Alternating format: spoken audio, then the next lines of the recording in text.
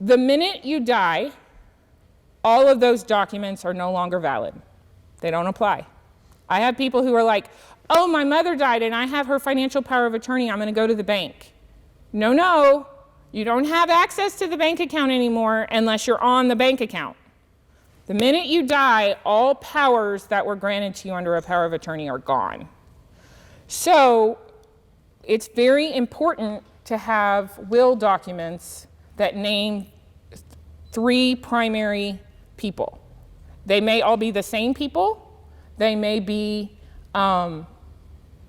different people, depending on your circumstances. And we're going to give you a packet here. Haley will pass it out. The first one is your executor. So I'm going to talk in a minute about how do you avoid probate, but it's always important to name an executor because even if you do everything, sometimes there's a surprise, and so then you still have to go probate. So your executor is the person who's responsible for going to court, gathering all your assets, paying all your debts, not necessarily a beneficiary. It can be a beneficiary, but it doesn't have to be. But your executor is the person who is in charge of the business of wrapping up your financial affairs. That's your executor.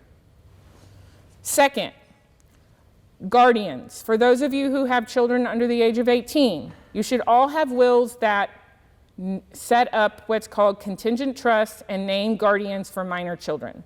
Who is going to take physical control of your kids if they're under the age of 18? That is your guardian. Third, trustees. I do not do a lot of trust work. There's a lot of attorneys in town that just do trusts, and you can set up trusts that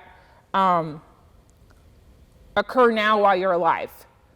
Now, the tax rules have changed to the point that unless you have an estate that's over $11 million, you don't really have to pay estate taxes. So the need for a lot of those trusts that used to exist has gone away, unless there's certain circumstances. The kind of trust that I'm talking about are when you have kids or minor children and you have assets that you want to provide. So let's say you have, like me or Suzanne, we have 11-year-old little girls.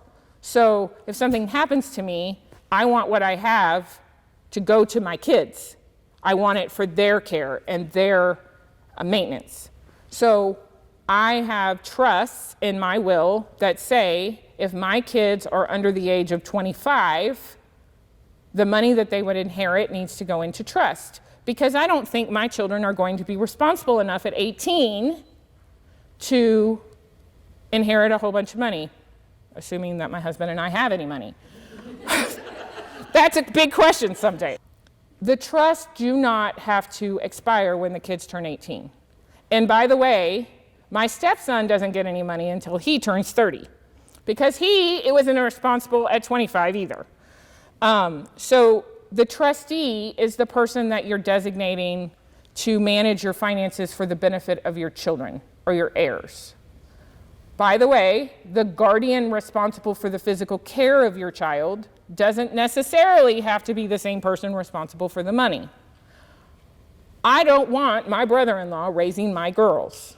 I just don't. I've had the conversation with my sister. We have very different, I'm a Christian, he's not. That's a big problem for me.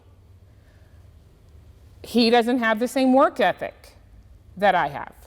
So I'm not naming my sister and my brother-in-law as the guardian of my children. However, my brother-in-law is really good with money. So I know if I give him money to take care of Abby and Sarah, then they will be taken care of and that money will be taken care of.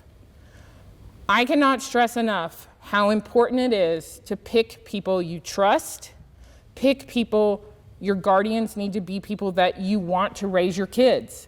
Maybe like me, you don't want it to be sister and brother-in-law. You would rather it be your best friend because you don't want your kids to be uprooted. Heaven forbid something happened to me and my husband. The worst thing that I can imagine is that my kids have to get uprooted from Houston and everything they know and their grandparents and their school and all of that. Maybe you don't have that luxury, but those are the kinds of things that you want to think about when you're picking your guardian and when you're picking your trustee.